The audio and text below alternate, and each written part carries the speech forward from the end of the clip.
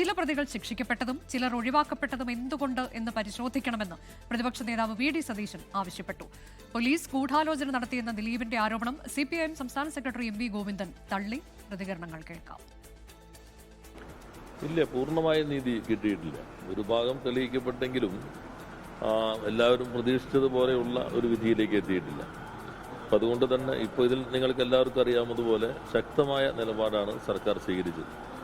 എക്കാലത്തും അതിജീവിതയ്ക്കൊപ്പം ഉറച്ചു നിൽക്കുന്ന ഒരു നിലപാടാണ് മുഖ്യമന്ത്രിയും സർക്കാരും സ്വീകരിച്ചത്. പോലീസ് വളരെ ശക്തമായിട്ടുള്ള ഒരു അന്വേഷണമാണ് നടന്നത്. എന്നാൽ അതിൽ നിന്ന് വ്യത്യസ്തമായിട്ടുള്ള ഒരു വിധിയാണ് ഇപ്പോൾ വന്നിട്ടുള്ളത്. കുറ്റം തെളിയിക്കപ്പെട്ടു, അത് പ്രധാനപ്പെട്ടത് തന്നെ. എന്നാൽ ഗൂഢാലോചനയെ സംബന്ധിച്ചുള്ള കാര്യത്തിൽ ഇപ്പോൾ പൂർണ്ണമായി വിധി വന്നതിന് ശേഷമാണ് നമുക്ക് അതിൻ്റെ എല്ലാ ഭാഗങ്ങളിലേക്കും പോകാൻ കഴിയുള്ളൂ. അതുകൊണ്ട് തന്നെ മുഖ്യമന്ത്രിയുമായി സംസാരിച്ചിരുന്നു. അപ്പീൽ പോകണം എന്നാണ് സർക്കാർ ഇപ്പോൾ തീരുമാനിച്ചിട്ടുള്ളത്. ഒരു സ്ത്രീക്കും സംഭവിക്കാൻ പാടില്ലാത്തൊരു ദുരന്തമാണ് അതിജീവിതയ്ക്കുണ്ടായത്. അതിൽ കുറ്റവാളികൾ ശിക്ഷിക്കപ്പെട്ടു എന്നതിൽ വളരെയധികം സന്തോഷമുണ്ട്.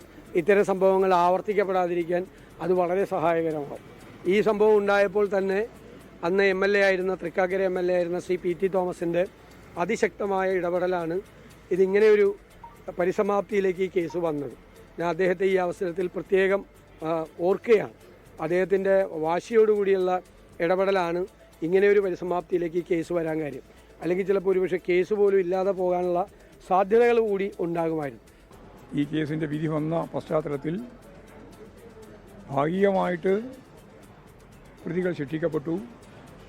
പക്ഷേ ഇതിൻ്റെ ഉത്തരവാദികൾ ആരാണ് ഇതിൻ്റെ ഗുണഭോക്താവ് എന്ന കാര്യം തെളിയിക്കപ്പെട്ടില്ല എന്നാണ് പറയുന്നത്. പ്രോസിക്യൂഷൻ തീർച്ചയായും അപ്പീൽ പോകുമെന്ന കാര്യത്തിൽ എനിക്ക് യാതൊരു സംശയമില്ല. ഗവൺമെൻറ് ആ നിലപാട് തന്നെ സ്വീകരിക്കും.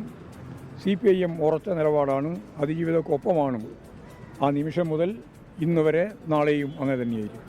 അതെ, പോലീസ് ഒത്തുകളിച്ചിട്ടുണ്ടെങ്കിൽ ഇങ്ങനെയല്ലല്ലോ സംഭവം ഉണ്ടാകുക. ദിലീപ് ഉൾപ്പെടെയുള്ളവർക്ക് ജയിലിൽ കിടക്കേണ്ടി വന്നല്ലോ.